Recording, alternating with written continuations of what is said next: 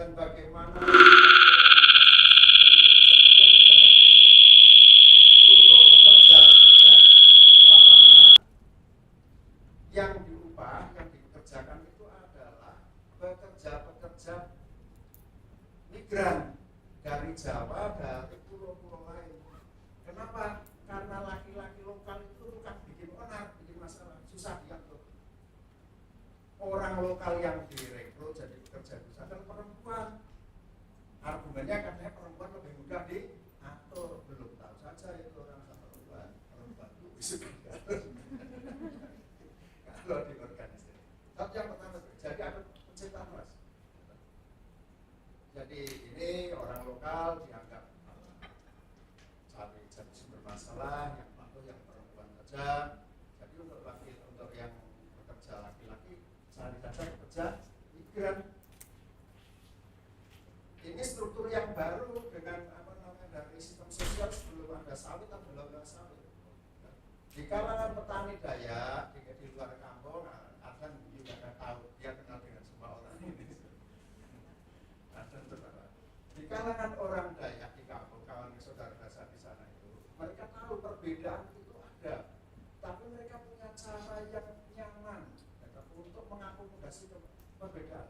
Kata mereka itu,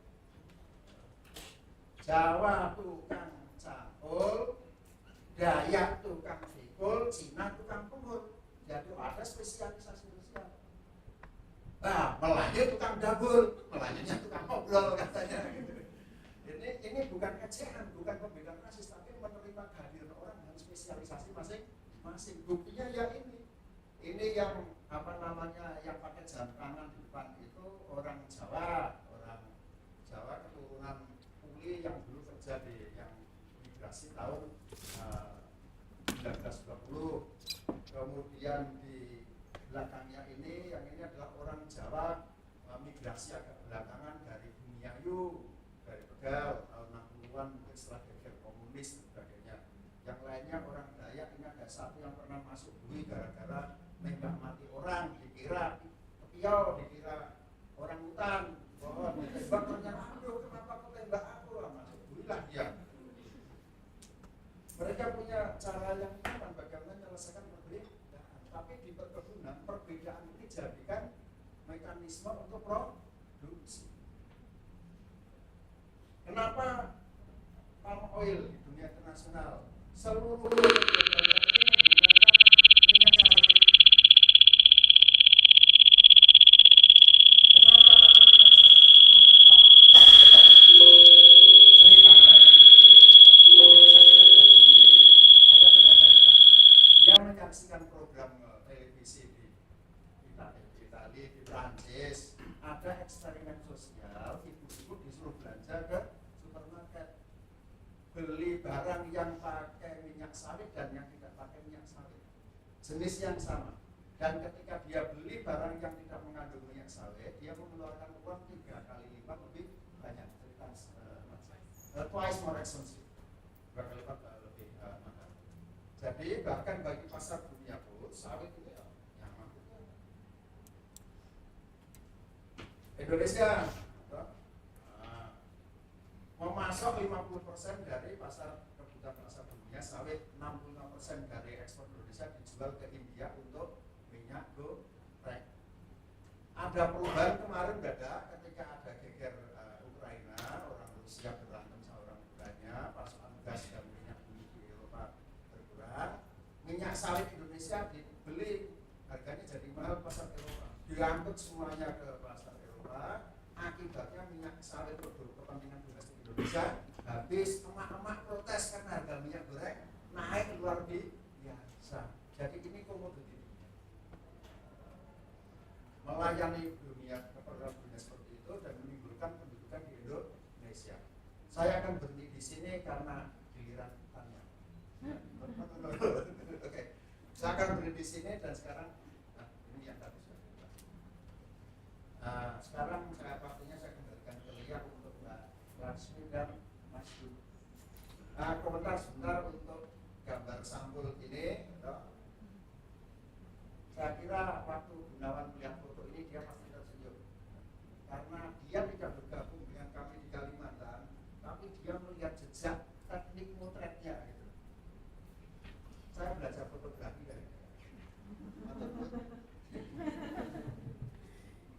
Terima kasih Mas Pujo, uraiannya sangat menarik dari beliau.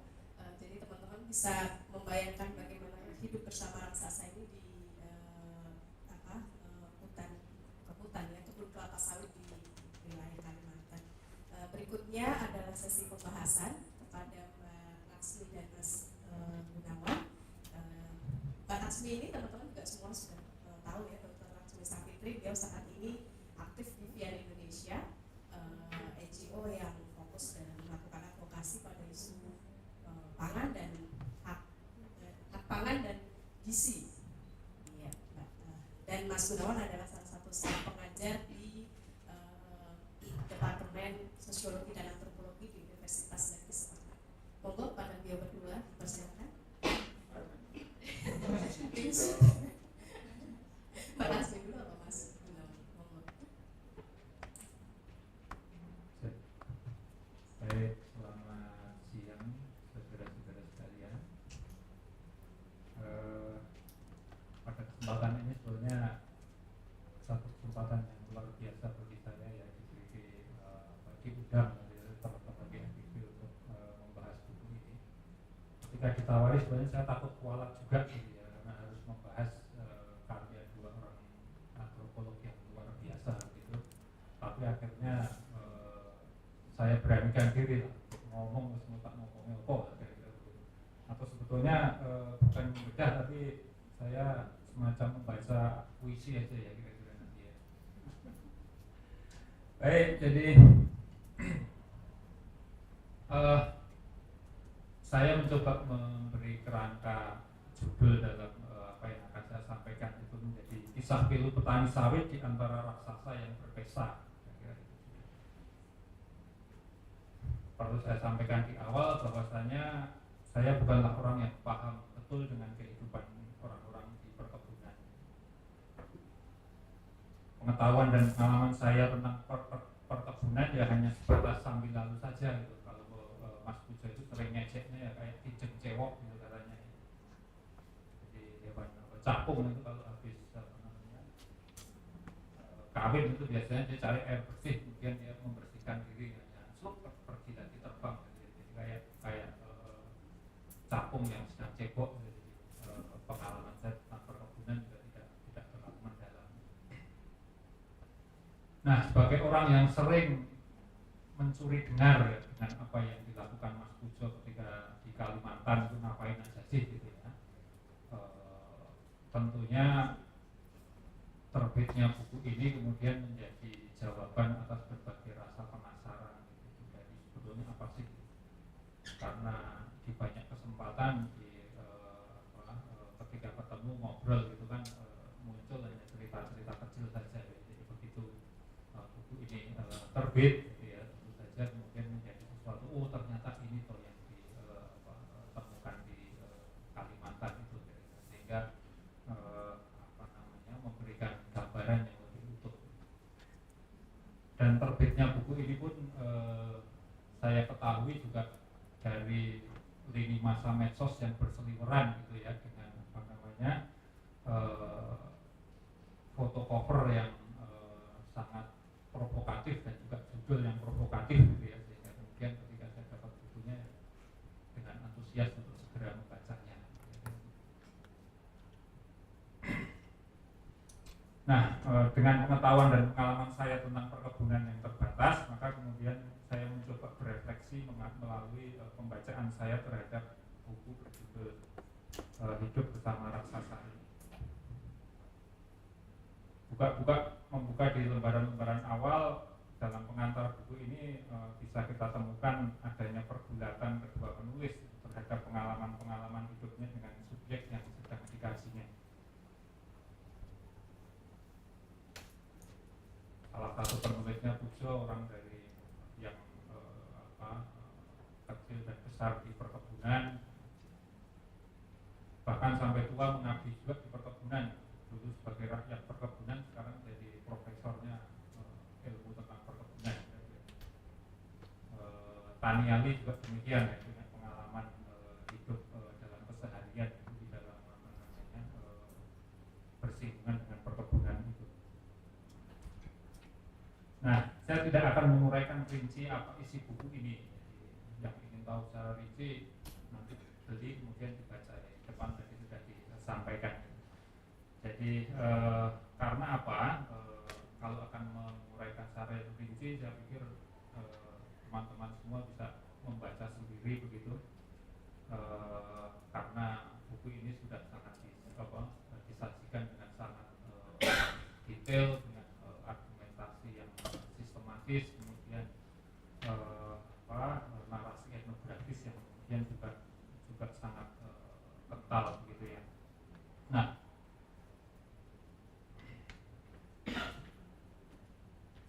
pada kesempatan ini saya memilih untuk mencoba kira-kira pengalaman apa yang dapat saya refleksikan melalui tawaran perspektif dari buku ini.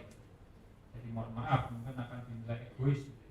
Saya baca ya untuk saya sendiri lah kira-kira, karena apa ya?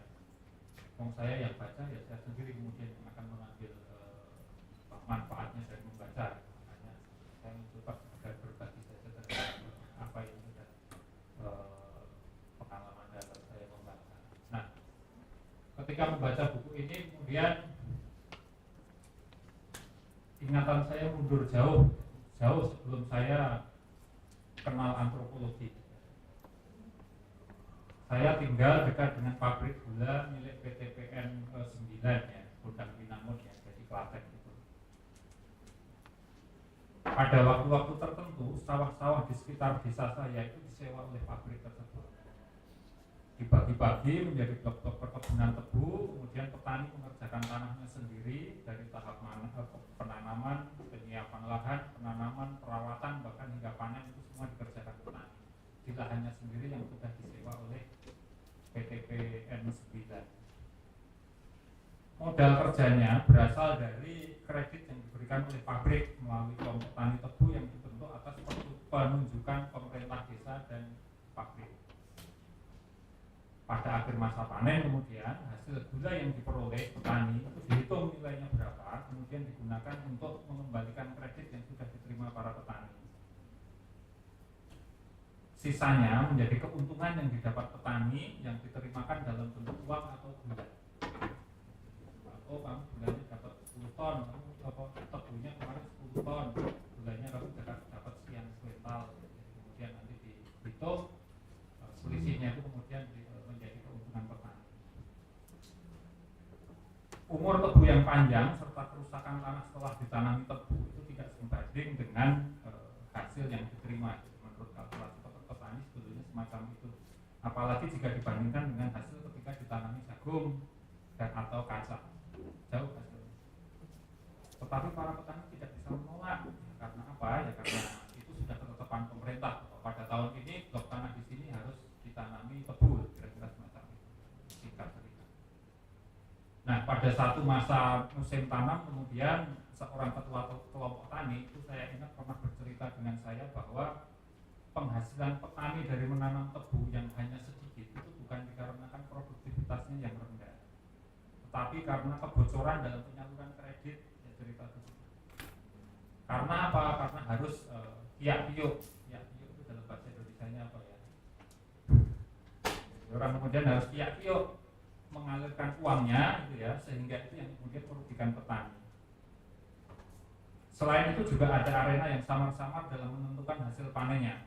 Karena apa? Petani nggak tahu sebetulnya ada istilah rendemen dari tebu itu kemudian akan menghasilkan berapa, itu kemudian juga tidak disampaikan dengan transparan. Tebunya dapat berapa ton itu juga tidak disampaikan dengan transparan. Si ketua kelompok tersebut juga kemudian berusaha menghindari kiak-kiuk itu dengan memangkas biaya-biaya administrasi yang tidak perlu. Petani juga diajari cara-cara untuk ngakali pabrik supaya kemudian dia punya hasil yang banyak. Kelompok petani ini cukup terjepit juga. Dia kemudian ngajari, kalau kamu mau dapat untung dari proses penanaman, kamu caranya begini. Waktu perawatan caranya begini. Dan ketika itu dipraktekkan, para petani kemudian kaget ternyata gitu ya, ada peningkatan hasil dari yang mereka dapatkan dari cara ngakali itu tadi. Tetapi singkat cerita, pada musim tanam berikutnya, si kelompok tani itu kemudian dicopot karena ternyata gitu ya, kehadirannya tidak disukai oleh pemerintah desa dan pabrik. Turunlah surat gitu ya, yang kemudian diterima oleh si ketua kelompok tani itu gitu ya, bahwa dia kemudian dihentikan dengan alasan bahwa dia adalah seorang ekstapol. Ya sudah, dia kemudian mundur dan kepala ketua kelompok taninya digantikan oleh orang-orang suruhan dari orang-orang yang pro dengan pabrik dan pemerintah desa waktu itu. Itu pengalaman satu hal yang kemudian saya coba refleksikan dengan membaca buku ini. Kesempatan yang lain itu adalah saya kemudian mengenal perkebunan yang lain ketika saya mengikuti Mas Pujo itu yang memotret aktivitas petani di perkebunan teh di Pekalongan. Kesempatan tersebut memberikan pengalaman yang mengejutkan bagi saya.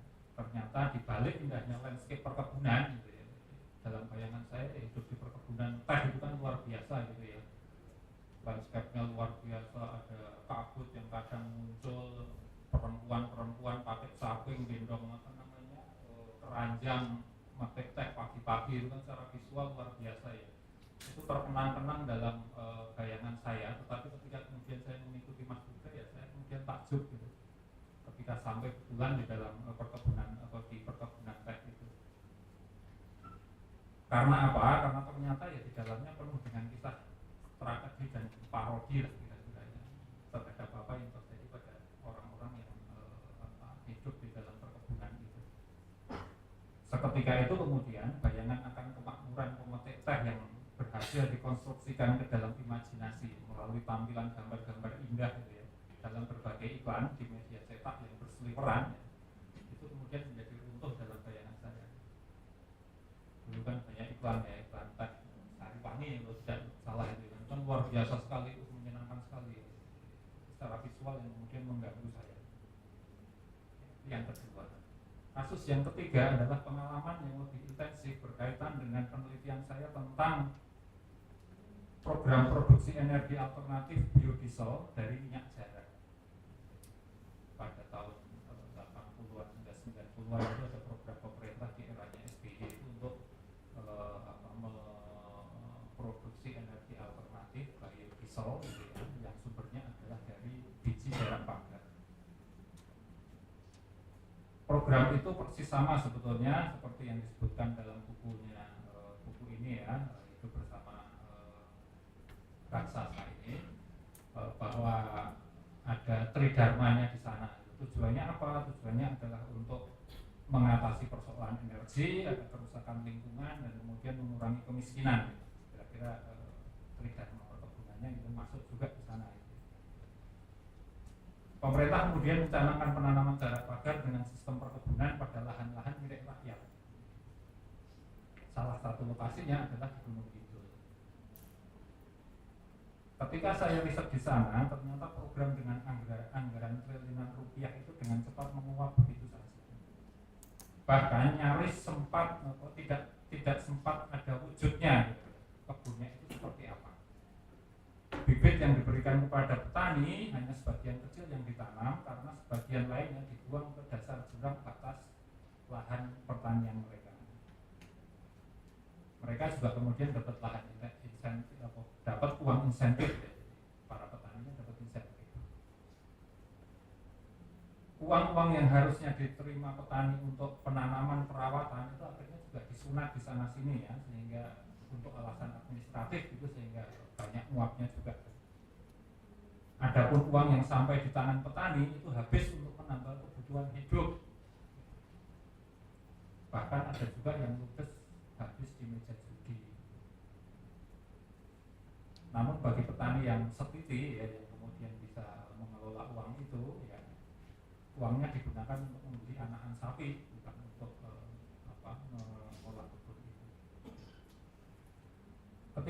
Ketiga pengalaman singkat itu tentu saja tidak sedahsyat apa yang diceritakan oleh buku ini ya, tulisan Pujo dan Tania ini.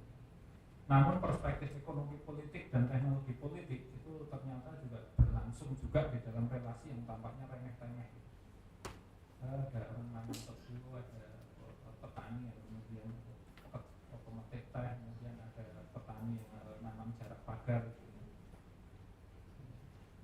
Dan kemudian mengikuti perspektif buku ini juga kemudian ada proses bagaimana ketika itu kemudian semua membentuk subjek. Maka kemudian relasi sosial menjadi arena pertempuran antar subjek. Oleh karenanya maka bala pendudukan yang diteorikan di dalam buku ini saya pikir bukan menjadi urusan siapa yang menang dan siapa yang kalah, tetapi lebih pada masing-masing membentuk arenanya sendiri untuk menjadikan dirinya menjadi pecundang atau pemenangnya. Ya, ketika kemudian dalam pendudukan itu kalah gitu ya, mereka kemudian membuat subjek arenanya sendiri, kemudian dia menjadi pemenang juga di sana. Saya kira gampangnya begitu.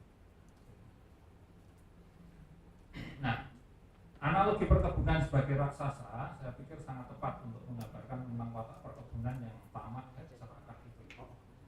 Sedangkan analogi mesin menunjukkan bahwa dia akan terus bergerak ketika didukung oleh berbagai energi yang kemudian dapat menyuplainya. Kalau dalam dongeng pewayangan, raksasa itu disebut dengan buto ya. Dalam Jawa istilahnya buto. Tapi buto dalam cerita pewayangan itu bukanlah sosok buto yang anonim, tiba-tiba muncul sebagai buto gitu ya. Tetapi dia bisa lahir dari tetesan benih dalam rahim para dewa. Dalam banyak cerita gitu. Buto yang kemudian juga lahir dari titisan atau benih dewa juga. Atau bisa juga itu adalah malih rupa dari kesatria yang dikutuk lah. Nah, dari situ kemudian saya mencoba bertanya, lalu perkebunan itu lahir dari rahimnya siapa? Bedihnya siapa? Kalau kutukannya siapa? Dan jika perkebunan itu mesin, maka siapa yang menjadi operatornya dan dari mana energi untuk menjaga daya geraknya? Ketika raksasa dan mesin bergerak beriringan menjadikan pasukan sebagai bala pendudukan, siapa panglimanya? Nah, jika semua itu kemudian jawabannya adalah negara, maka kita semua sedang dalam keadaan tidak baik-baik saja. Sampai di sini dulu, terima kasih.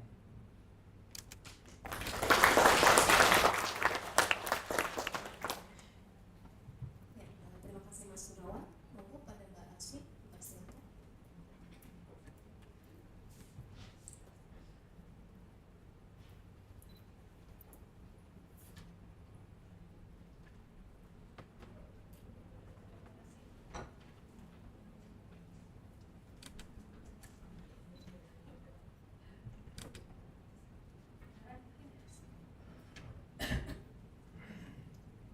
Terima kasih Mas Pujo, Tania, Mbak Dia sudah mempersilahkan Mas Gunawan. Saya merasa bahagia sekali bisa lagi di sini untuk mendiskusikan ini. Waktu pertama kali membacanya masih dalam bentuk draft, kemudian sekarang sudah dalam bentuk buku yang kalau boleh saya katakan ini buku yang akrab. Mungkin akrab itu aneh, kalau akrab gitu. Saya mencari kata yang lebih tepat, tapi saya tidak menemukan. Kenapa saya sebut akrab? Waktu saya baca ini,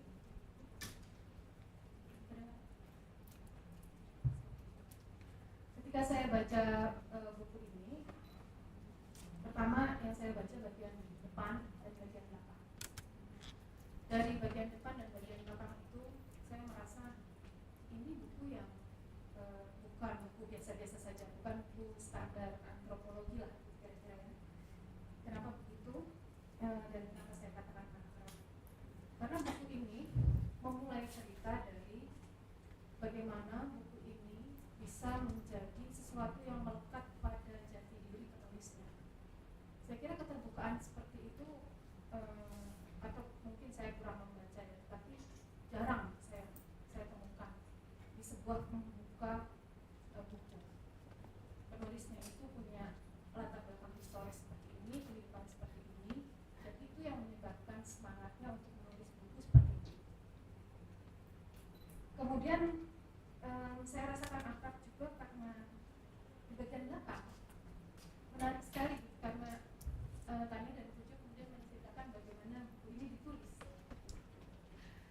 itu menggambarkan perkembangan mereka ya, secara intelektual maupun secara personal. Saya kira kalau bukan teman baik, ini buku ini nggak akan kemana-mana, tidak akan selesai. Dan apalagi kemudian melibatkan proses juga dalam mendidik ratusan mahasiswa. Pasti ini satu kerja berat karena saya tidak bisa membayangkan datanya itu sebanyak apa dan bagaimana. Saya nggak tahu apakah 10 tahun itu waktu yang cukup ya. Ya itu satu kerja luar biasa. Kemudian buku ini juga akrab karena begitu dibaca isinya, setiap bab itu dimulai dengan sebuah pertanyaan. Jadi saya merasa Tania dan Pujo ini ingin memberikan teladan tentang bagaimana seorang guru menulis buku etnografi. Pertanyaannya apa? Kan gitu ya. Itu yang paling penting karena pertanyaan itu menjadi kompas dari bagaimana sebuah etnografi ditulis. Jadi dari situ kemudian kita belajar, saya belajar bagaimana Mas Pujo dan Mbak Tania berteori. Bahkan mereka mengatakan kami berteori. Kami berteori, kemudian cara mereka berpikir, cara mereka menulis, cara mereka bertanya. Itu buku ini nggak menyembunyikan apapun. Bagi saya itu poin yang luar biasa dan nggak ada yang disembunyikan. Sehingga dia mudah digunakan sebagai buku untuk belajar. Nah, karena gitu, ya, karena bukunya itu seperti itu, makanya saya kemudian ingat sekali komentar saya Mamat ada buku waktu masih. Saya merasa Mas Pujo dan Mbak Tania ini punya semangat untuk mendekolonisasi antropologi. Dan itu yang saya dapatkan dari cerita bagian depan dan bagian belakang. Karena saya bisa membayangkan kalau mendekolonisasi antropologi itu cuma wacana, pasti buku ini nggak akan begini. Ini dihasilkan oleh sebuah relasi atau laku yang egaliter, demokratis, dan punya semangat common. Jadi keterbukaan itu yang ingin merangkup semua yang ingin belajar antropologi itu untuk tahu gimana sih cara belajar antropologi. Saya pikir itu yang kemudian sangat menyentuh bagi saya. Kemudian soal isinya itu mengerikan. Isinya mengerikan. Saya jadi ingat apa yang disampaikan oleh sharing partner. Ini barangkali sebuah contoh dari apa yang disebut sebagai dark anthropology. Antropologi yang gelap, yang suram, etnografi yang gelap, dark teori yang digunakan juga gelap. Itu saya sempat agak kecewa waktu baca draftnya. Saya ini waktu baca draftnya, Mas Pujo, saya ingin sekali melihat ending yang cerah gitu seperti di film-film Hollywood. Akhirnya di endnya tuh endingnya cerah, tapi ternyata nggak ada ending yang cerah. Dan itu menunjukkan bahwa dark antropologi yang disampaikan oleh sharing partner persis ya, teorinya juga dikatakan ekonomi politik, teknologi politik. Foucault dan Marx itu dua nama yang disebut sebagai pemberi teori gelap ya dari etnografi yang gelap ini. Dan saya rasa bahwa buku ini menampilkan sesuatu yang tidak enak dibaca.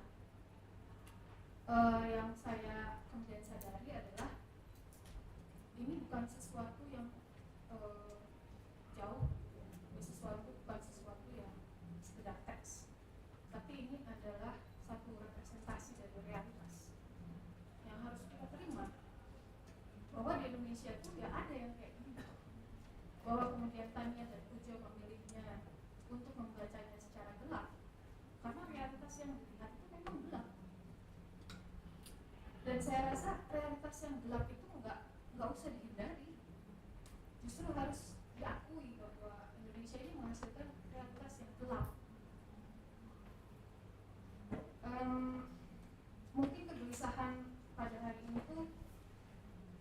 ingat ini apa namanya syairnya Prof Manusis di Serat Kalat itu.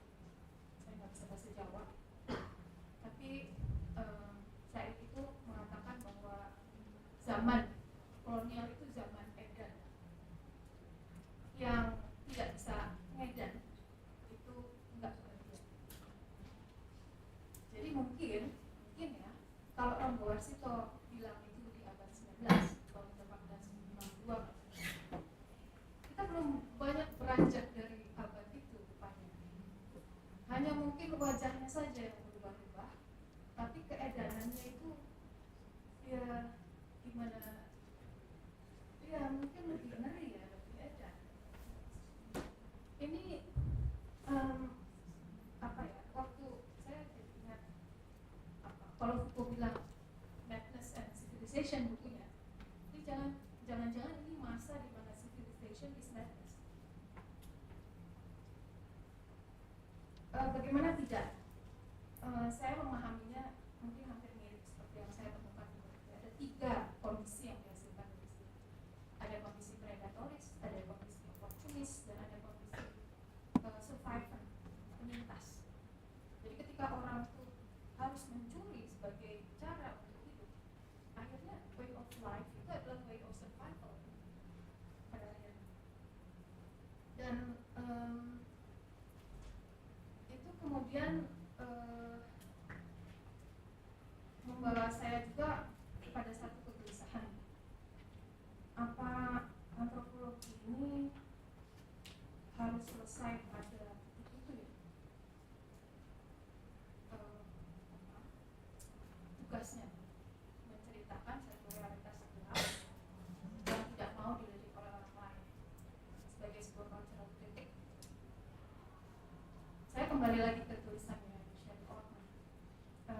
Dia mengutip Sarjun apa itu tadi, katanya ada ethics of probability dan ethics of possibility.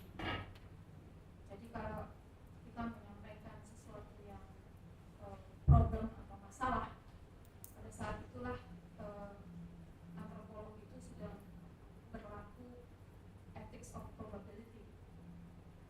Tapi sebagai bagian dari dark antropologi di era neoliberal, Apadura juga berpesan sebaiknya itu endingnya itu ethics of possibility. Jadi apa sih kemungkinan yang bisa ditempuh ya, untuk membuat dunia ini lebih mungkin ditinggali. Saya sedang belajar ya soal Prof dan tertarik membaca tulisannya Dharma Haraway tentang staying in trouble. Kayaknya memang kita harus punya jalan untuk bisa staying in trouble itu. Jadi kalau di dalam tulisannya Pujo dan Tania itu perusahaan tidak akan hilang. Ini sesuatu bagian penutupnya ini betul-betul membuat hati saya sakit. Perusahaan tidak akan hilang karena logika mandat dari negara itu membolehkan dia untuk merusak apa saja dan menimbulkan korban. Oleh sebab itu dia memiliki imunitas dan sistem yang korup justru melindungi kerusakan tersebut. Dan juga di sisi lain kita masih banyak orang yang tergantung pada produk murah, sehingga saya kira satu kesimpulan bahwa ini akan menjadi sebuah sistem yang abadi itu sangat menggetarkan hati. Sementara di bagian belakang juga Pujo dan Tania menjabarkan sampai mana sih kekuatan kritik terhadap ini, dan itu lemah katanya. Oke, jika memang kondisi-kondisi itu sudah dijabarkan, kondisi-kondisi yang dihasilkan, lalu apakah sistem yang memunculkan kondisi-kondisi itu, ini sebuah pertanyaan yang mungkin juga pertanyaan buat diri saya sendiri, memiliki leverage point untuk perubahan. poinnya tuh ada di mana dari sistem ini. Ini mungkin saya pengen nanya sama Mas Pujo dan Mbak Tania, bagaimana dengan redistribusi tanah secara politik dan analitik? Bagaimana dengan reclaiming? Bagaimana dengan koperasi produksi perkebunan milik rakyat yang ada, saya tahu satu saja se-Indonesia ini di Tasikmalaya. Kebetulan saya dapat kesempatan untuk mereview draft bukunya Dr. Yoga. Dia menulis tentang reclaiming, countering dispossession and reclaiming the land di Sumatera yang sudah berjalan 20 tahun, tidak pernah mendapat legalisasi sampai dengan hari ini. Tetapi dalam pengorganisasian kerapatan negari itu bisa menjadi satu lahan agrikos yang sangat kaya dan memakmurkan smallholder tanpa sertifikasi.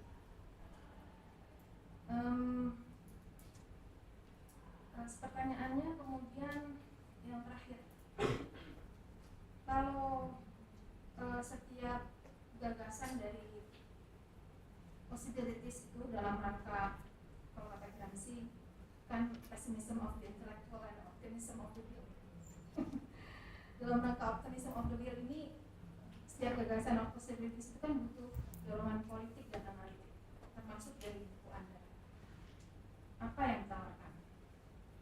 Apa yang ditawarkan sebagai kekuatan tandingan yang kuat? Kalau memang itu belum kelihatan, lalu kira-kira dalam imajinasi Mas Pujo dan Mbak Tania, apa sih yang disebut kekuatan tandingan yang kuat?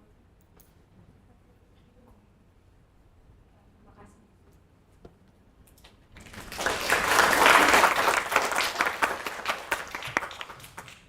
Terima kasih pada Mas Gunawan dan Pak Laksmi atas pembahasan terhadap buku Hidup Bersama Raksasa yang sangat efektif dan bernas. Tentunya teman-teman udah punya banyak pertanyaan untuk disampaikan ya. Monggo pada para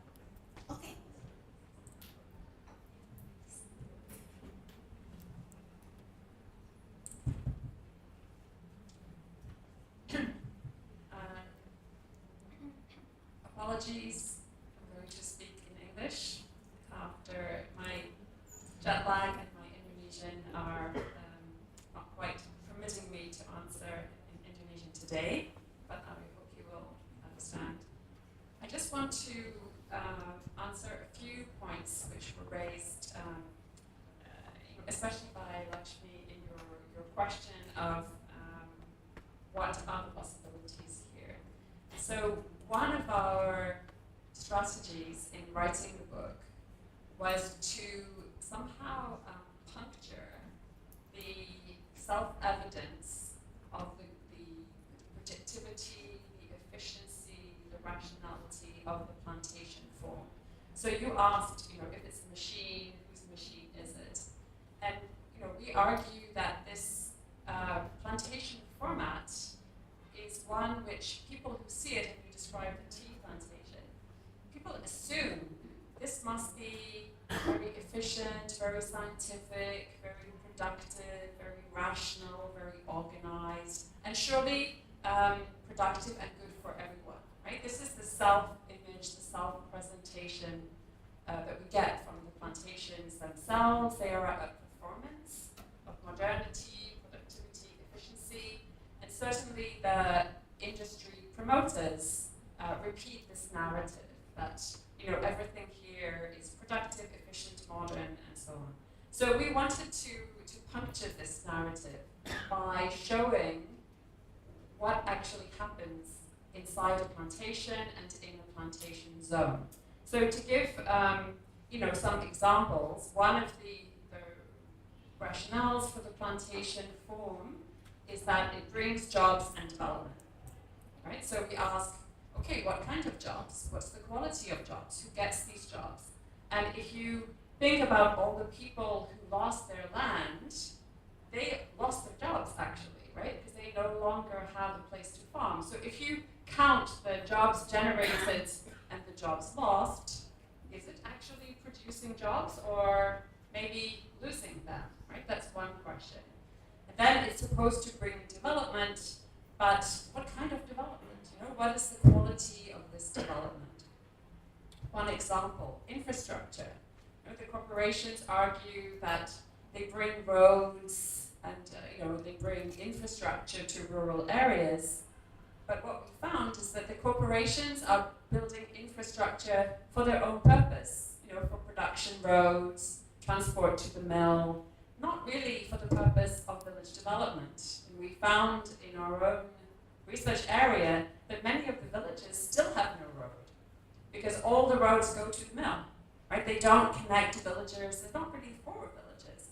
And even these production roads are often in a very poor quality of repair. And we even saw the ping pong between the company and the district about who is responsible for maintaining roads. So even the story that corporations bring infrastructure is not quite true, or not as it seems.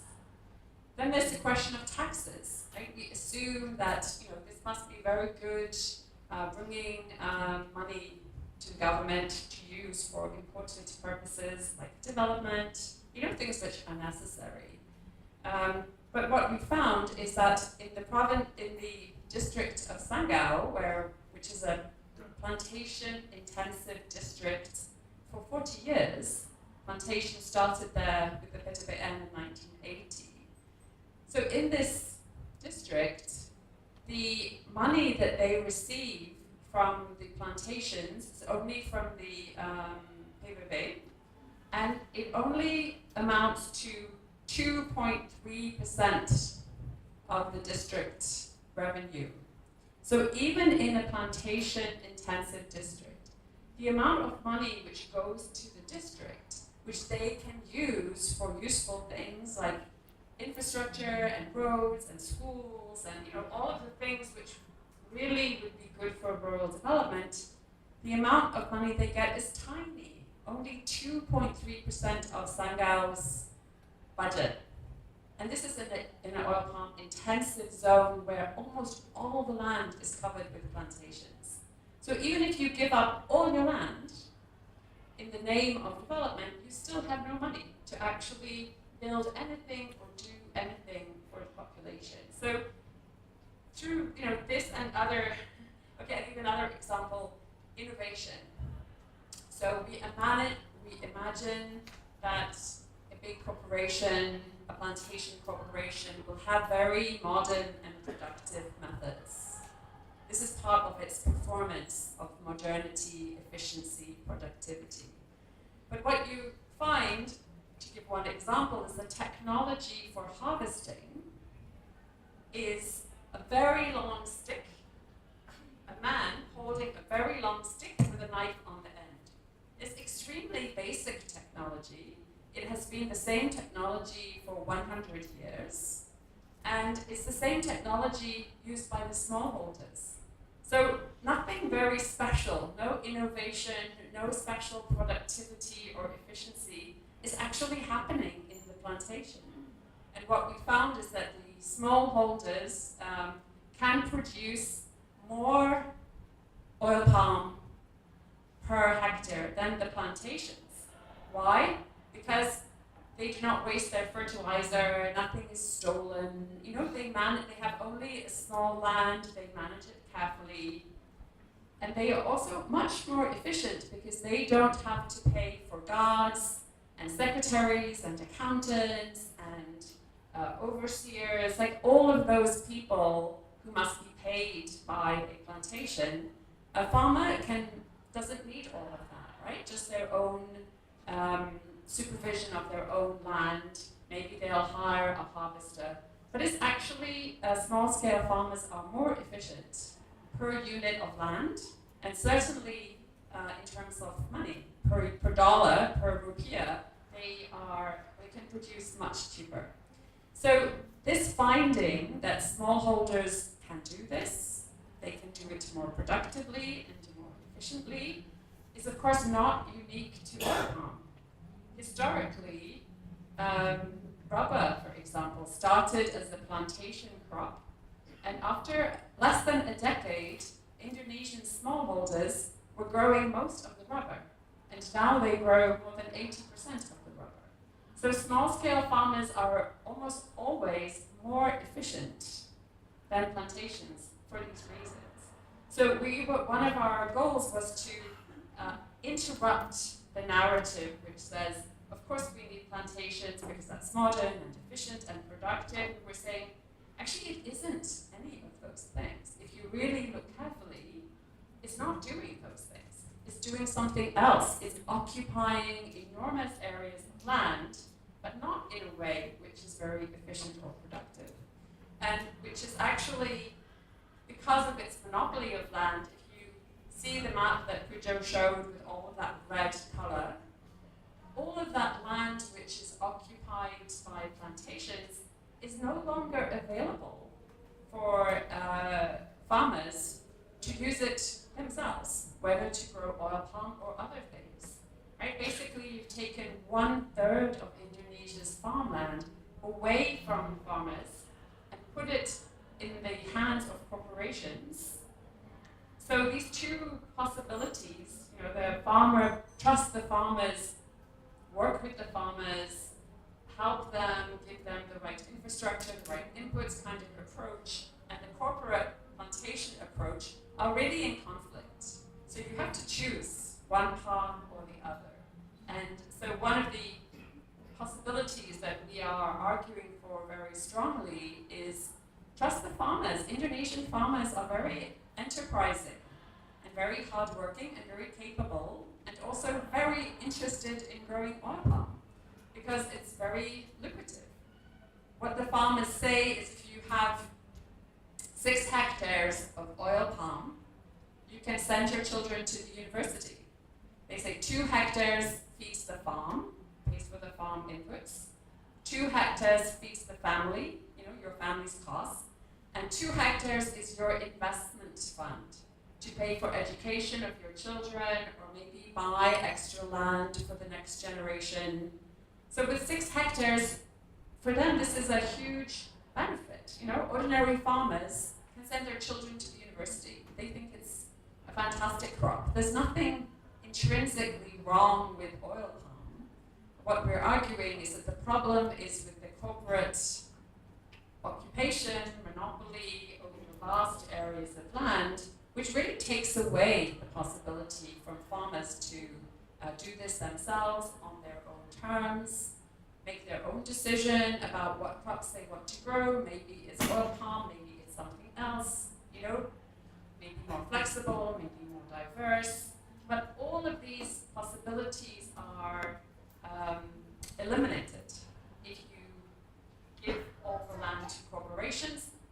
No other possibility is there, right? The game is over, really, from that point of view. So, just briefly on your question of redistribution and reclaiming, Laksmi. So, I think, my own view of this is that, step 1 would be no more concessions, just complete stop. Enough already. 1/3 of Indonesia's farmland, more than enough, right? No more. For me, step 2 would be all that land which has been, for which there's already an izin lokasi, but not yet developed, no HGU, what the companies call the land bank, take it back. This is hukum tanah, right? You're not supposed to leave land unused, just monopolize it. This whole idea of a landmark is not even legal. So, this land could go back to the people, right? There's no need to continue. That would be good, right? Because then from 22 million hectares, you're back to about 14 million. Still a lot, but not so much. And then I think your third question about what's the counterforce. So, there I think our analysis of this idea of living with a giant, and you really got the point exactly. If you're going to live with a giant, you better be organized. Because otherwise this giant will trample you and eat you. So everyone who is living in the plantation zone who is stuck living with giants, clearly they need to be organized. And as Gunawan said, talking with your example from the sugar, when people try to organize as a counterforce, they get a lot of opposition, right? Because the corporations depend on the fact that their tactics have divided the people, caused conflicts among the people. Everyone is disorganized. And then the people you might like to depend on to represent you, your kepala adat, your kepala desa, kepala dusun, all of them are collaborating with the plantation. So you've taken away the leaders, you've fractured the population, you've disorganized everyone, right?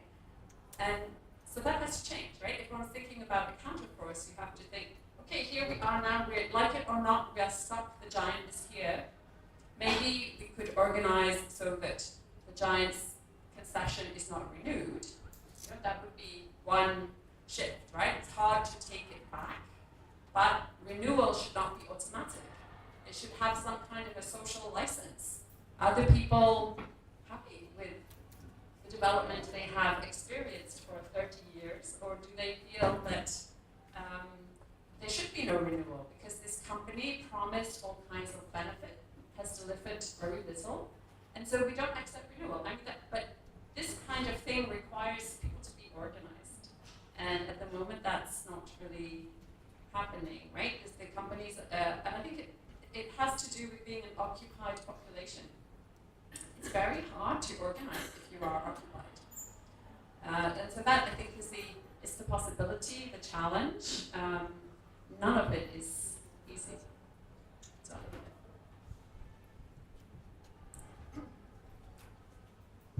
terima kasih Bu Tania atas responnya terhadap pertanyaan Pak Laksmi tentang posibilitas dan reclaiming dan redistribusi. Bagaimana posibility itu dilihat dalam smallholder farming yang dalam tadi disebutkan 6 hektar itu sebenarnya bisa untuk menghidupi keluarga gitu ya, 20% yang untuk operasional produktivitas pertanian, kemudian 20 yang untuk pembiayaan rumah tangga juga yang berikutnya untuk investasi. Terima kasih atas tanggapannya. Kemudian dipersilakan kepada para penanya, mohon sebutkan nama dan asal lembaga atau universitas. Satu penanya, satu pertanyaan, pesan sponsornya begitu.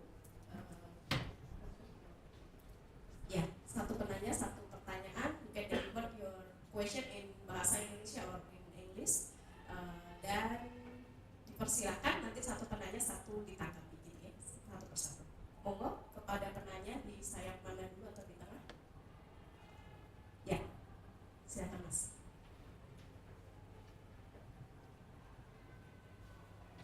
Selamat siang teman-teman, Mas Pujo, Mbak Tania.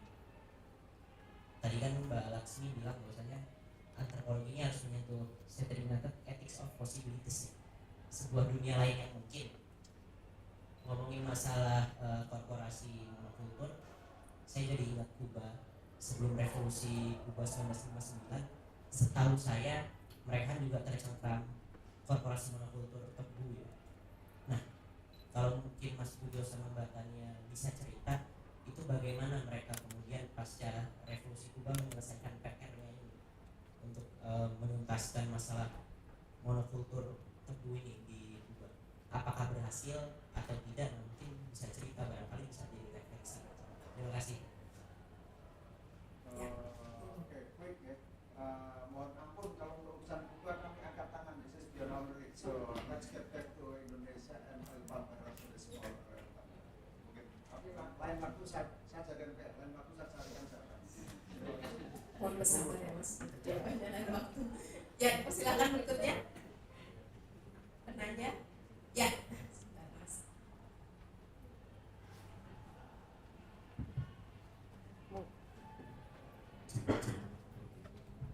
Selamat siang semuanya. Saya Nardi dari Sewa, dari Radio Buku. Ini kan konteksnya soal perkebunan di Indonesia gitu, terutama sawit. Setahu saya kalau dari konteks sejarah ngomongin soal sawit, kita nggak bisa lepas dari bagaimana perkembangan perkebunan itu. Mulai dari masa Soekarno sampai ke Soeharto, ada suatu perkembangan, ada dominasi perkebunan sawit itu mulai berkembang, mulai naik. Nah itu berbanding terbalik dengan konsumsi minyak kelapa, minyak goreng kelapa.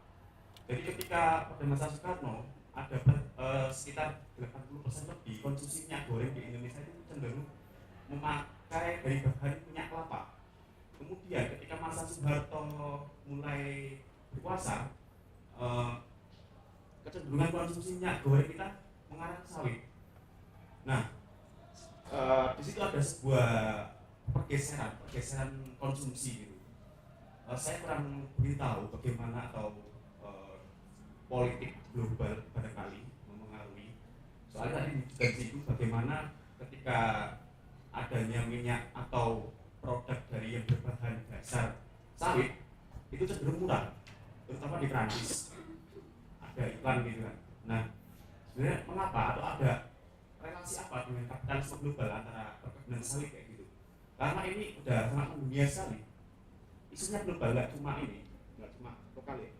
Kemudian pertanyaan yang kedua soal bagaimana masyarakat sekitar di sana ketika dihadapkan dengan lingkungan perkebunan sawit, sumber produksi makanannya itu seperti apa?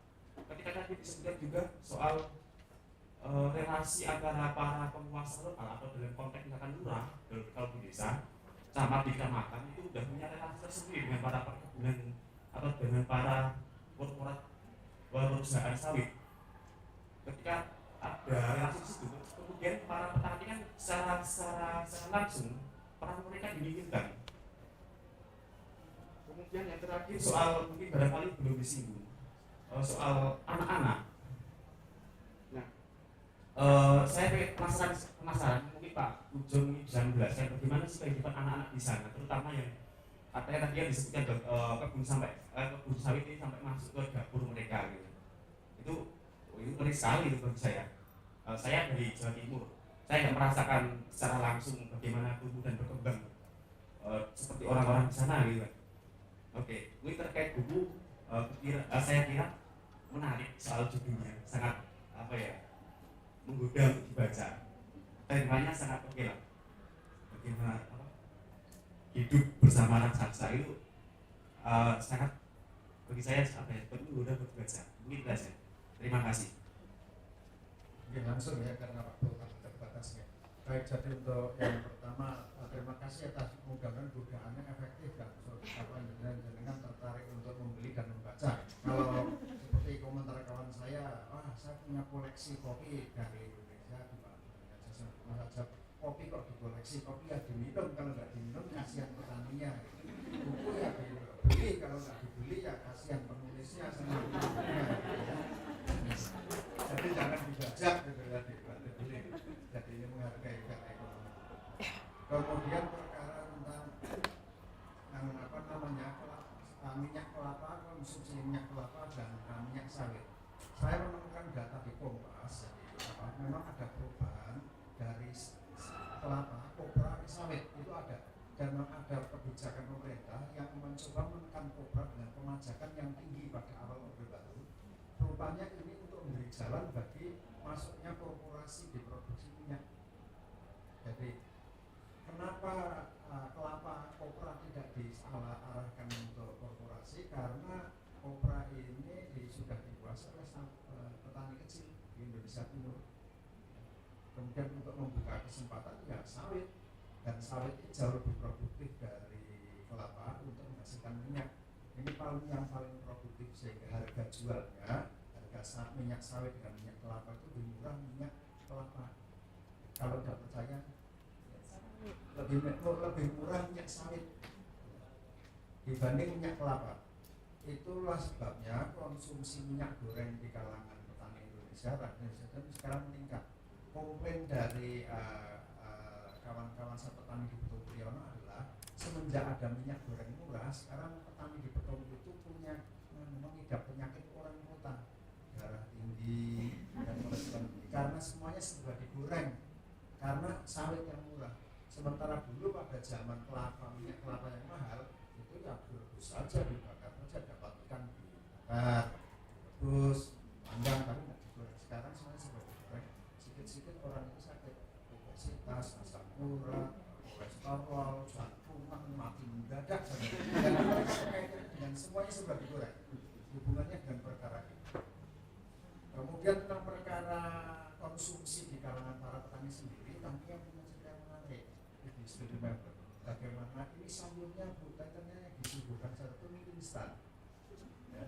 Jadi petani di sana itu banyak makan mie instan dan merasa ini ya bagus. I mean, a plantation zone is a food desert. It's very difficult to grow food there because the rats, which feed on the buah sawit, make any vegetables that you try to grow will just be eaten by rats. So even the Javanese transmigrants who are very enthusiastic about growing vegetables for themselves and for sale, they gave up. There's no point. And so people in the plantation zone buy their vegetables in the city. They don't grow them. So all of these red areas on the map that we showed are food deserts where people are eating rice with mee as they call it sayur, but it's instant mee, and they have very little access to fresh vegetables and fruit and so on. It's not a healthy environment. It's very difficult to grow anything, even if you try. Oke, untuk pertanyaan tentang anak-anak, saya kan sekarang namamu Asti. Nah, kamu nanti diskusi dengan Asti. Kalau tidak perlu, dia risetnya tentang anak-anak di kebun sawit. Kamu yang mesti tahu. Tulis tentang anak-anak di kebun sawit, jadi bisa diskusi dengan Asti. So I forget your name, but I still remember the research project.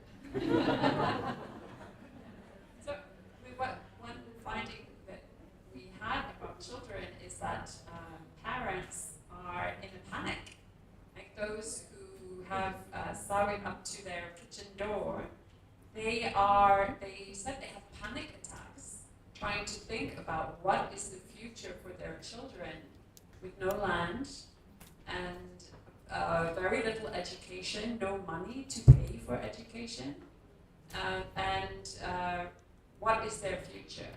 So it's one question you asked is, isn't the Chamad or what is the plan for these people living in the enclaves with no land? And what we found is that there is no plan. Right? They are really abandoned. No one is thinking about, okay, if we give this land to the corporation and these people are here with no land, how will they live? How will they eat? What will happen to their children? I mean, to us, these are obvious questions, but they are not actually questions which are being addressed by the local government. Each new plantation concession that's issued takes more land from the people, but there is no plan for how they will live now and in future. One of the phrases people used in our research, they said, it's like becoming hantu di kampung sendiri, menjadi hantu, atau tidak, mereka bilang, kami hanya menjadi penonton. Like, all the action is there, and we have no role in it.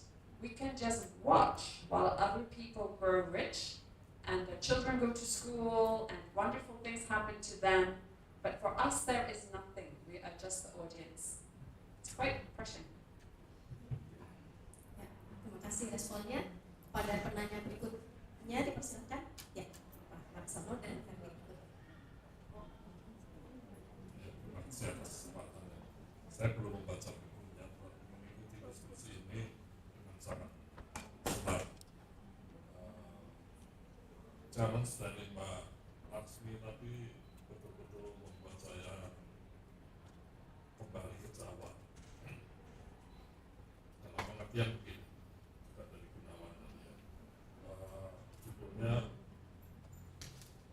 Living with the Giant, hidup dengan raksasa. Itu kalau dalam wayang Jawa seperti di Alaset Rogondomayu. hidup bersama durga. Ya. Lalu isu besarnya raksasanya perusahaan sawit ya. Lalu tadi ada juga persoalan bagaimana mengalahkan sawit ini mengalahkan minyak kelapa. Ada perkara yang sangat serius di dalam sawit itu beda dengan kelapa, karena sawit tidak bisa dikonsumsi diolah langsung oleh petani sendiri. Dia harus dalam proses besar lewat industri. Beda dengan kelapa, bisa kita langsung minum air kelapanya, kita makan kelapanya, kita olah santan sendiri. Semua bisa dikerjakan oleh rakyat. Jadi pada dasarnya substansi yang ditanam itu sudah anti rakyat, ya, anti orang biasa. Ini harus diolah secara khusus. Saya tidak yakin bahwa itu lebih murah dari kelapa, minyak kelapa. Tampak lebih murah karena upah tenaga kerja, apresiasi terhadap rakyat hilang. Jadi sebetulnya biasnya ada di pasar. Tapi Mbak Laksmi betul-betul men-challenge saya, pikiran saya, etnografi jangan dark, kira-kira ya, yang agak light, yang agak ya, bercahaya lah. Nah kalau dalam wayang Jawa ketika zaman edan tadi, ya zaman kuasanya Bathara Durga, jawabnya yang satu, ruwatan. Nah, etnografi ruwatan, etnografi yang meruat. Dalam kisah Sudamala misalnya, ketika dunia dikuasai oleh raksasa Durga, maka para satria siapa-siapa meruat Sadewa dan apa nggak bisa, kecuali ada Semarnya. Nah mudah-mudahan etnografi Semar, Pujo nanti jadi dalang kayak Semar itu mendampingi kita semua. Perlawanannya tidak bisa frontal seperti kata Tania, tidak bisa kita berhadapan mengorganisir rakyat, karena dari kisah etnografi Jawa tadi, Semar ya bertapa, manta aji istilahnya. Jadi etnografi memang harus bisa membuat rakyat manta aji, rakyat menjadi lebih berdaya karena lebih cerdas. Gara-gara membaca etnografi menemukan jalan keluar dari keedanan ini. Jadi ini sebuah tantangan saya kira dari challenge yang dibuat oleh buku ini. Mari antropologi kita cari antropologi yang membebaskan. Terima kasih.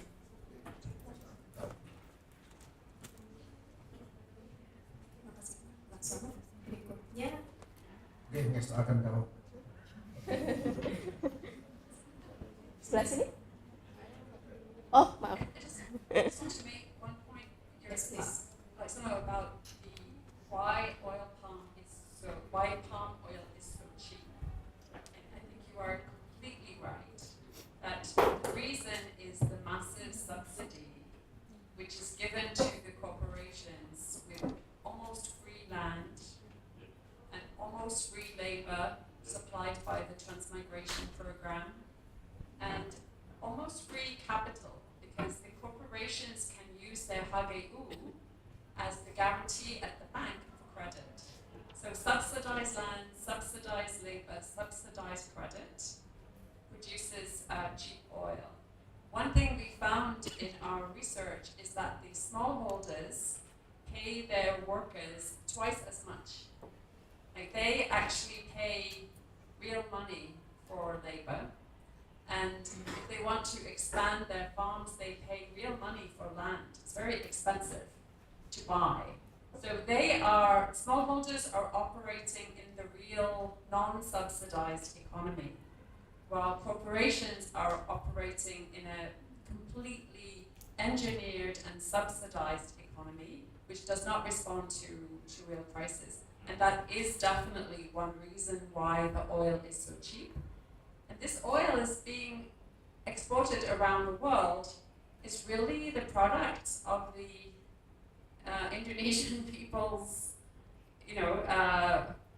what's the word, engineered cheap land and labor. when people in South America want to plant oil palm, they can grow it, but their prices of production are much higher. They can't compete with Indonesian oil palm because they have to pay real money for land and for labor and for credit. And so Indonesia's cheap oil is subsidizing and driving the market, definitely. Terima kasih Pak Pujo, Mbak Tania, Mbak Laksmi, Mas Gunawan. Okay, I try to ask my question in English. Okay, so my name is Ori. I'm from Ilmu Maniora UGM.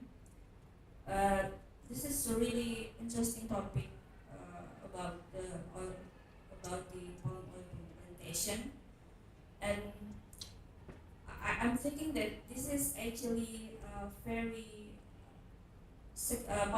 public secret, and it's not widely taught.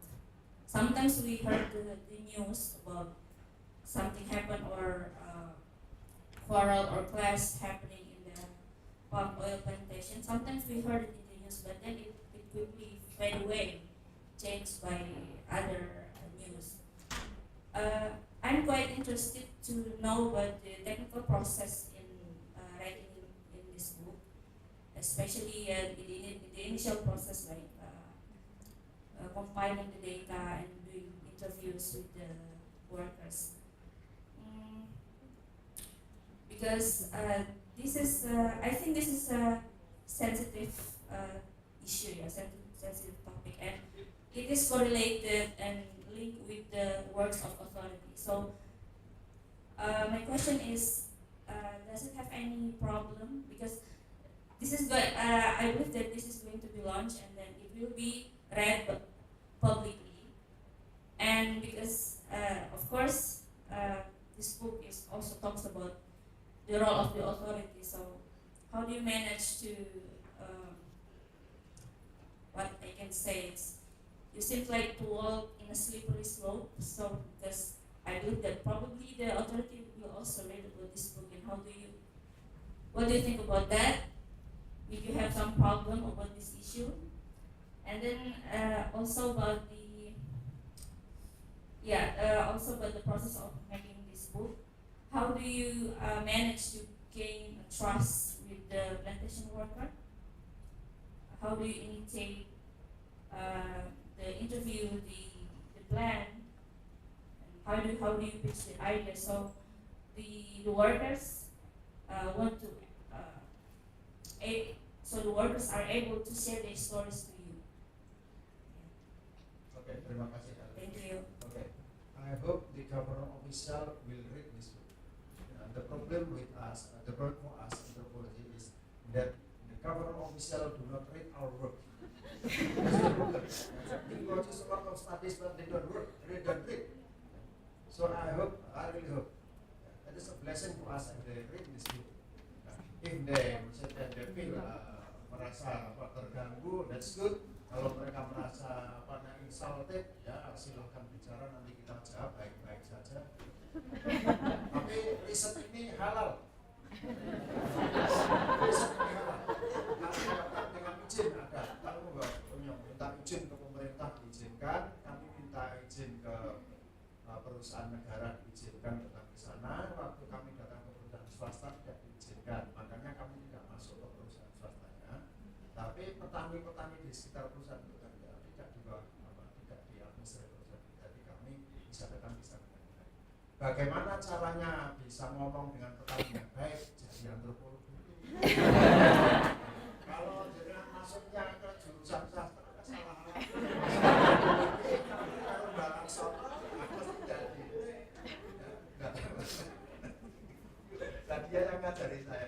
Caranya ya datang memperkenalkan diri, menjadi kawan baik-baik. Lalu selama ya sudah, saya itu jadi orang kaya di angkatan Raksasa Raksasa. Iya itu pada semua jadi ya dekat dengan sana, punya empati ya dan sebagainya, punya empati baik ya lama-lama ya dijawab semua pertanyaan kita. Dan bagi antropolog yang seperti saya, orang Indonesia itu diliatin, nah jadi lama-lama ikut di sana lama orang cerita sendiri. Ceritanya karena ini sama Profesor Tania. Profesor Tania itu dikenang sama saudara di kampung Dayak itu. Aduh, Ibu Tania itu kalau tanya susah-susah sampai bikin sakit kepala. Jadi dia Tania kalau tanya datang, ini pertanyaan sistematis dan sangat analitik. Asumsinya basis yang dia pakai adalah manusia cerdas. Dia memperlakukan interlokutornya petani itu sudah manusia cerdas yang ngerti. Cuma kadang-kadang enggak menjawab ya dia paksa saja tanya. Jangan informannya sampai mendengar itu. Dan Tania punya posisi sosial, ini posisional ya, sebagai profesor dari negeri yang jauh, seorang ibu datang ke sini pasti penting urusannya. Dan orang di sana menghargai. Ya, Bu, ini pertanyaannya kayak ini. Jawabannya. Tapi kalau saya bertanya kayak gitu, yang bener aja Bang, tanya yang aneh-aneh. Jadi saya dengarkan saja dulu, nanti pelan-pelan. Saya menggunakan pendekatan yang lebih lama, dan Tania bisa menggunakan pendekatan yang lebih cepat. Hasilnya sama. Ketika wawancara kami gantian. Jadi karena saya nggak bisa ide, Tania nyambung, Tania nggak bisa ide, saya nyambung yang kasihan informannya. Tapi mereka apa namanya suka dengan kami. Dan ada cerita yang menarik lagi, bagaimana informan itu berubah statusnya. Pada waktu dia itu masih aktif menjadi perusahaan, ngomongnya itu susah. Jadi tanya, nah setelah dia itu nggak kerja di sana lagi, seluruh rahasia perusahaan itu dibongkar. Saya itu dulu pernah ditugaskan sebagai tukang amplop, ada bagian di buku yang menjadi tukang amplop. Tugasnya adalah menyiapkan uang suap untuk pejabat, untuk siapa saja datang ke situ, supaya kasih semua urusan jadi beres. Waktu dia masih jadi pekerja di petugas itu, kan dia setelah pensiun dia bercerita ini. Lain perkara lagi, ada satu kawan lagi, tadinya itu belum diangkat orang perusahaan, kritis dia segala tempat dia cerita. Lain waktu dia sudah naik dari manajer di perusahaan, asisten manajer itu ide datang ke sana didatengin. Nah, Des, lain waktu kalau kesini bawa surat dong. Dia ngomongnya sama dia kan sama-sama orang Batak gitu ya. Jadi bagaimana kami riset lama 4 tahun, kami melakukan 4 tahun, sehingga kami menjadi bagian dari komunitas itu. Dan kehadiran mahasiswa di kampung Dayak ini sangat menginspirasi mereka. Akhirnya banyak dari sana ikut Rudi, saya mau kayak Abang Rudi sekolah. Adik dia sekarang jadi insinyur lulusan TP. Jadi bagaimana kehadiran antropologi dengan hadir di lapangan saya mengubah keadaan bisa. Dan mudah-mudahan ini lebih bisa mengubah keadaan lagi. Ngajak orang berpikir lebih cerdas, lebih kritis, lebih paham.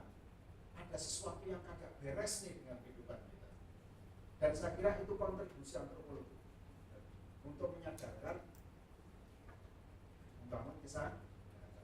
Jadi kalau istilahnya Rendra, itulah Rendra, orang-orang harus dibangunkan, kesadaran harus diberikan agar kehidupan tetap terjaga. Silakan. Ya, di dalam buku itu juga disebutkan gitu ya, pendekatan Mas Pujo sama Tania juga berbeda. Mas Pujo yang lebih gayanya yang lebih santai, kemudian Tania juga lebih straightforward, tapi itu saling melengkapi gitu ya. Di buku itu teman-teman bisa membacanya lebih tapi kurang lebih seperti yang beliau sampaikan. Penanya berikutnya. Oke. Terima kasih, saya Monik dari UGM. Saya membaca bukunya Om Hokam. Om Hokam itu menceritakan bagaimana ambruknya perusahaan tebu di Jawa. Saya ingin bertanya kepada Mas Pujo dan Mbak Taniali, apakah Mas Pujo dan Mbak Taniali memiliki ramalan atau prediksi kira-kira nih raksasa kita ini kapan ambruknya, atau ambruknya itu karena apa begitu? Apakah sawit juga dimungkinkan akan ambruk di Indonesia sama seperti tebu di Jawa? Terima kasih.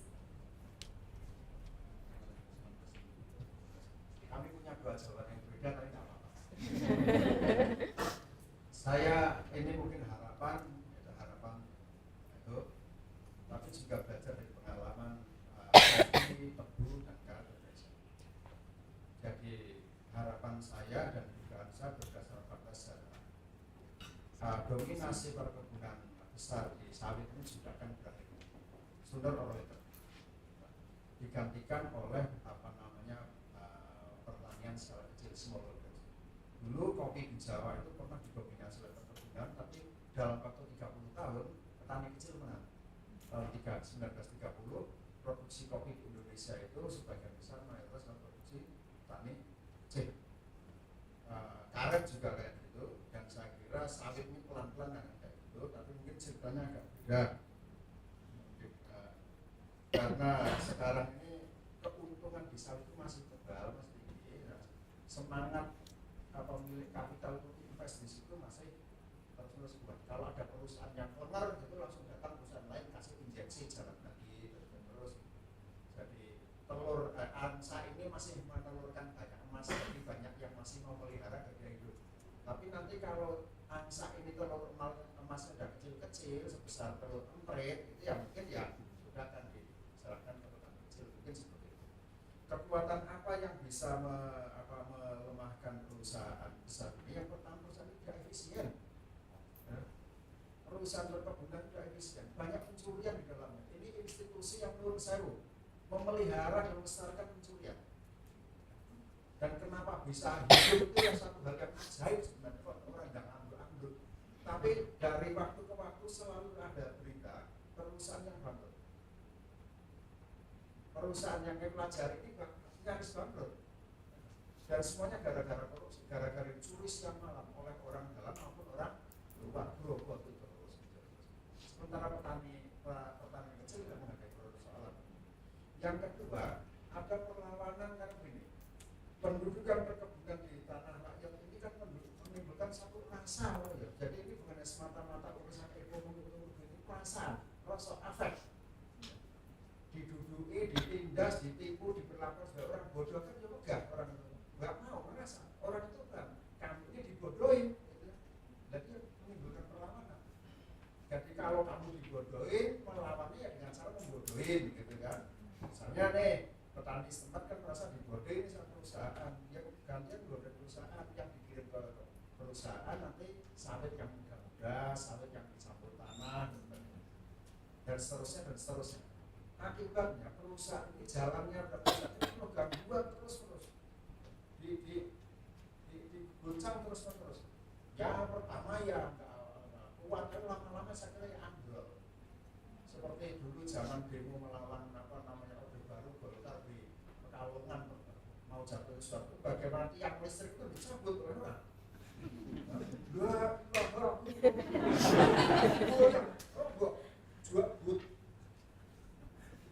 Ya kira-kira kok kayak gini gitu.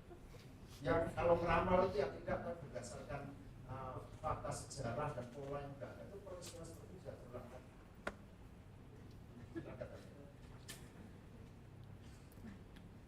So I think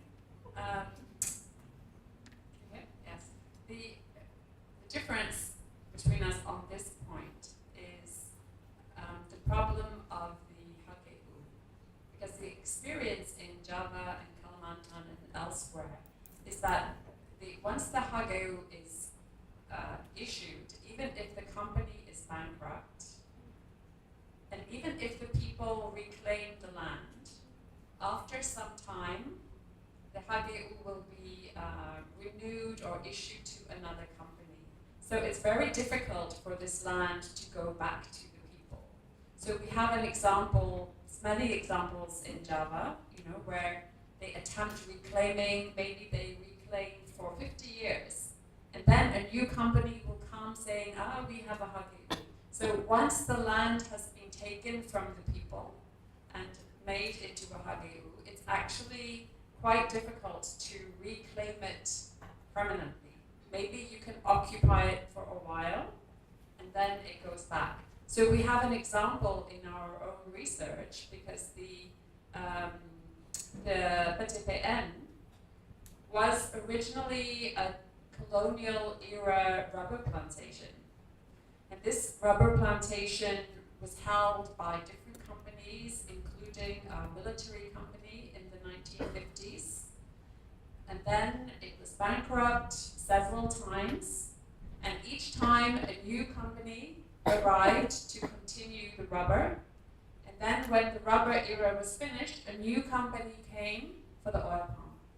So even in between, when people reclaimed the land for a while, they were still exposed to a new HGU and a new cycle. So even though I agree with Pujo that people do reclaim, I question whether this is really a good solution. So don't worry about the HGU. Sooner or later, all the companies will be bankrupt, they'll lose interest, then the people can take it back. They will try to take it back until the next company arrives with a new HGU, and then the story will start again. So the better thing is don't issue any HGU. Like, just leave it with the people and let them adapt their own agriculture over time as different crops, come and go. They have the flexibility to do this in their own way, in their own time, according to their own assessment of what is a good crop to grow at the moment. Whereas companies are very inflexible, and the whole corporate plantation model is locked in the long term. I think that's the experience. Ya, terima kasih. Yeah. Yeah. And we have to stop here because we have to run to the train Okay. station. And then the train and the airplane will not wait for us. It's okay. But I promise, to continue this discussion after this book. So our excuse, please, our apology that our time is really limited. Otherwise, we will also our turn connection.